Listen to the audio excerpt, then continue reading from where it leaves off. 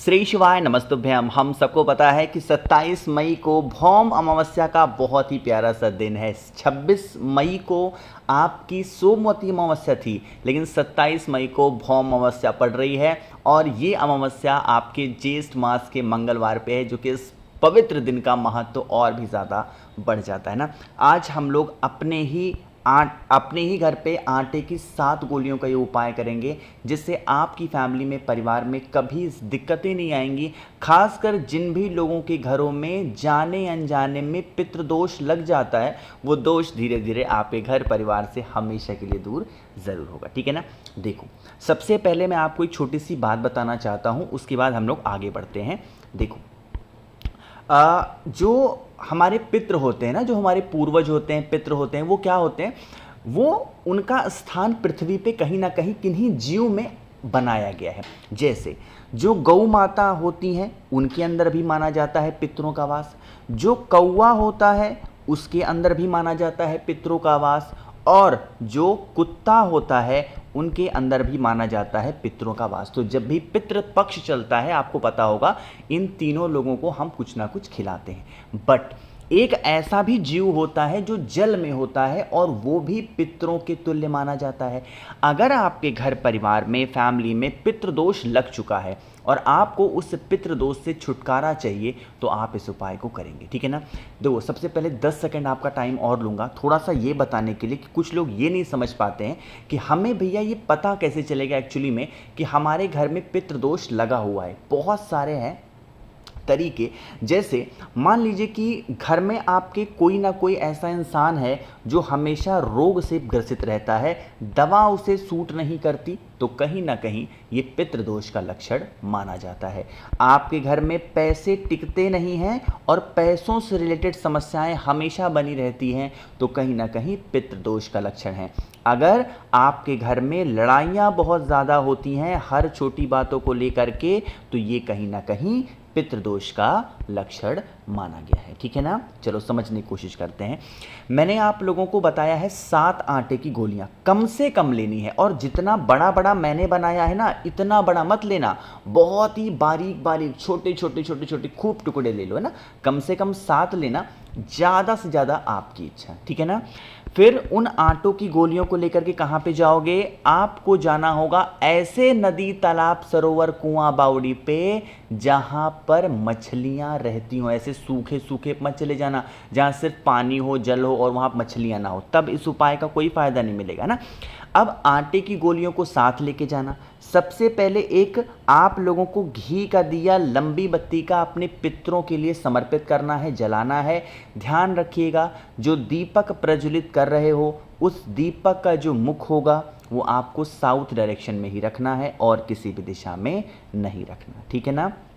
फिर दीपक जलाने के बाद में आपके पास में जो आटे की गोलियां हैं, फिर उनको नदी, तालाब, सरोवर, कुआं, बावड़ी, जो भी आपके घर में, घर के आसपास है, वहां पे डाल देने से, आप कहोगे भैया मछलियों को खिलाने से क्या होगा? अभी मैंने आपको बताया कि जल के अंदर जो मछलियां होती हैं, ये पितरों के तुल्य मानी जाती है। मतलब अगर आपका दिया हुआ ये मछलियां कुछ भी खाती हैं ना, या खा लेती हैं, तो इससे क्या होता है, आपके जो पितृ होते हैं वो तृप्त होते हैं। एक बात और आपको समझा दूं, पितृ होने में तृप्त होने में और खुश होने में डिफरेंस है। अगर एक बार आपने अपने पितृ को खुश कर दिया, तो आपको हर साल खुश करना पड़ेगा कोई ना कोई उपाय करके। बट एक बार अगर आपने अपने पितरों को तृप्त कर दिया, तो आपको बार बार उन्हें खुश करने की जरूरत नहीं पड़ेगी। एक बार तृप्त कर दिया, उसके बाद कभी आपके घर में पितृदोष नहीं लग सकता। ठीक है ना। चलो आगे बढ़ते।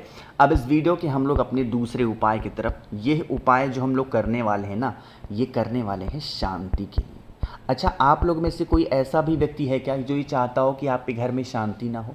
कोई नहीं होगा। मतलब वो कितना भी गिरे से गिरा इंसान होगा ना, जिसकी सोच बहुत गंदी होगी, वो भी इंसान ये नहीं सोचता होगा कि हमारे घर में कभी शांति ना हो ना।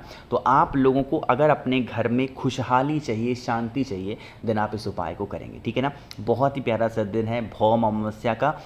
इस उपाय के लिए घर में क्या चाहिए? मिठास चाहिए। तो हमें किस चीज़ की ज़रूरत पड़ने वाली है? आपको पता होगा, शहद की। बहुत ज़्यादा मात्रा में कोई भी चीज़ों को नहीं लिया जाता है, तो थोड़ा सा शहद लेंगे। शहद लेने के बाद में यहाँ पर आपको कुछ दिखाई दे रहा होगा, वो है सफ़ेद पुष्प। क्या है? सफ़ेद फूल। एक छोटी सी कटोरी लेना, मेरी बातों को पहले ध्यान से सुनिएगा। छोटी सी कटोरी में शहद को डालना और शहद के अंदर ही जो आपने फूल लिया है ना, उस फूल को डाल देना, ठीक। और फिर उस कटोरी को लेकर के कुंदकेश्वर महादेव, मैं फिर से बोल रहा हूँ, दोबारा बोल रहा हूँ, एक बार नाम को नोट कर लो या समझ लो। आप अपने घर के जितने भी रूम्स होंगे, जितने भी कमरे होंगे, 2 हों, 4 हों, 10 हों, 50 हों, उन सभी कमरों में घूमना। कमरे में से घूमने के बाद में आपके घर में वर्तमान समय में जितने भी लोग रहते हैं प्रेजेंट टाइम में, उनके हाथों से एक बार इस कटोरी को, इस प्लेट को, इस पात्र को, जो भी आपने लिया है उसे स्पर्श करा देना, उसे टच कराना, ठीक है ना। टच कराने के बाद में फिर आप इस कटोरी को उठाएंगे, तांबे के लोटे में जल भरेंगे और पहुंच जाएंगे सीधा महादेव के शिवलिंग के पास में। अच्छा, एक नियम और सुनिएगा। आज भौम अमावस्या है, तो जल जब लोगे ना तांबे के लोटे में, तो गंगा जल ज़रूर डालेंगे, तभी आपको लाभ पूरा 100% मिलने वाला है, ठीक है ना। इतना कर लिया, अब पहुंच जाना है महादेव के शिवलिंग के पास में। अब आपके पास में जो सफ़ेद पुष्प है, जिस पर आप लोगों ने शहद को अच्छे से डाल रखा है, उस सफ़ेद पुष्प को जो भी व्यक्ति की वजह से या फिर जिस कारण से आप पे घर में शांति नहीं रहती है, घर के लोग लड़ते हों, झगड़ते हों, उस व्यक्ति का जब नाम और गोत्र बोल के समर्पित करोगे, तो यहाँ पर महादेव का अवधूत रूप ध्यान रखेंगे, इसीलिए अवधूतेश्वर महादेव का नाम लेंगे। एक बात को और सुनिएगा, जब आप उस कटोरी को लेकर के अपने घर में घूम रहे थे तो किसका नाम लिया था? कुंदकेश्वर महादेव। बट जब आप महादेव की शिवलिंग के ऊपर उस पुष्प को आप समर्पित करोगे शहद के साथ में, तो किसका ध्यान करोगे? अवधूतेश्वर महादेव। करके देखिए इस उपाय को, आपको बहुत अच्छा लगेगा। घर परिवार में कभी भी आपके अशांति नहीं रहेगी, परिवार में खुशियाँ रहेंगी। इतना करने के बाद में फिर 1 लोटा जल चढ़ा दें, ठीक है ना। करके देखिए इस उपाय को, आपके घर में बहुत अच्छा होगा। तो 2 उपाय की बातें आपको समझ में आ गई हैं। आगे बढ़ते हैं इस वीडियो के हम लोग अपने तीसरे उपाय की तरफ। लेकिन ये उपाय कैसे करने हैं, कहाँ पे करने हैं, सारी बातें करेंगे। सबसे पहले करिए वीडियो को लाइक, जिसने अभी तक चैनल को सब्सक्राइब नहीं किया, मेरी आवाज़ आप पहली बार सुन रहे हैं, चैनल को ज़रूर सब्सक्राइब करना, ठीक है ना। यह उपाय स्पेशली होने वाला है किसी भी व्यक्ति को सुधारने के लिए, मतलब चाहे वो घर के आपके बच्चे हों, चाहे आपकी वाइफ हो, चाहे आपके हस्बैंड हो, या घर का कोई सदस्य हो जो बिगड़ गया है, गलत रास्ते पे चला गया है, तो 7 दूर्वा लेना। बहुत ज़्यादा कुछ नहीं, सिर्फ और सिर्फ 7 दूर्वा। 7 दूर्वा के साथ में आपको पीला चंदन लेना है। अमावस्या तिथि पे आपको पता होगा पीले चंदन का महत्व कितना ज़्यादा होता है। और फिर लेके पहुंचना है महादेव के शिवलिंग के पास में।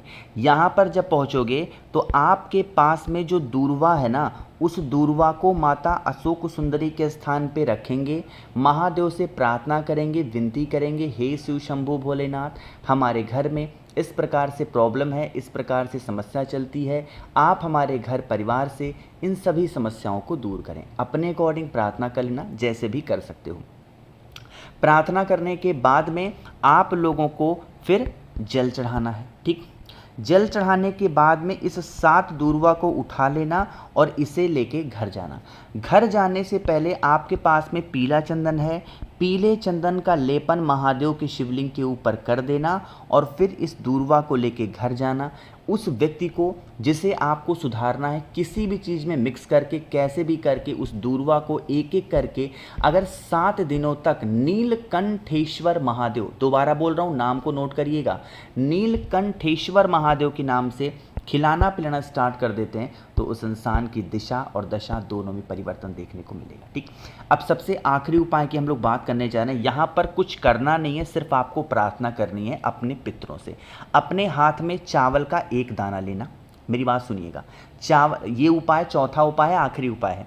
अपने हाथों में चावल का 1 दाना लेना, अपने घर में जहाँ पीने के लिए पानी रखते हो वहाँ पे जाना, अपने पितरों से कहना कि हम नादान हैं, हमें पूजा पाठ का ढंग नहीं है, हमें किसी को खुश करने का ढंग नहीं है, हमसे जो भी गलतियां हुई हो, त्रुटियां हुई हो, आप हमें क्षमा करना। अपने अकॉर्डिंग प्रार्थना कर लेना और प्रार्थना करने के बाद में फिर उस चावल के दाने को महादेव के शिवलिंग के ऊपर जो व्यक्ति समर्पित करता है, उनके पितृ कभी नाराज नहीं होते। मैंने कोशिश की आप सभी को सारी बातों को अच्छा बताने की। वीडियो पसंद आई हो तो लाइक करिएगा, कुछ पूछना है नीचे कमेंट सेक्शन में पूछें, और मेरे जितने भी भाई बहन आवाज़ आज मेरी पहली बार सुन रहे हैं, चैनल को ज़रूर सब्सक्राइब करेंगे। श्री शिवाय नमस्तुभ्यं।